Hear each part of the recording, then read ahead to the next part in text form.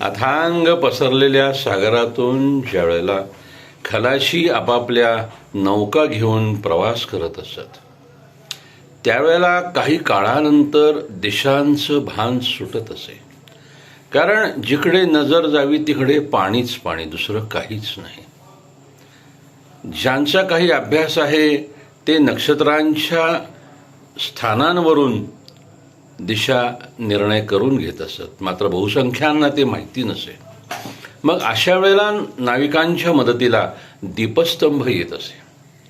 अनेक देशांमध्ये समुद्रकिनाऱ्यांवर फार मोठ्या उंचीचे दीपस्तंभ उभे केलेले असत आणि मग त्या दीपस्तंभांच्या दिसण्यानं, अस्तित्वानं नाविकांना दिशेचं भान येत असे आणि मग ते योग्य दिशेनं जात असत.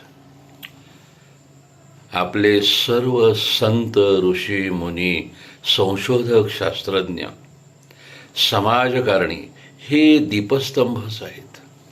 आणि या दीपस्तंभांच्या मुळं आपली आयुष्याची नौका योग्य दिशेनं जाते. आपण अलीकडच्या काळामध्ये या मानवी दीपस्तंभांचं महत्त्व विसरून गेलेलो आहोत, हे मात्र खरं. आपण या दीपस्तंभांची जाणीव जागृत ठेवून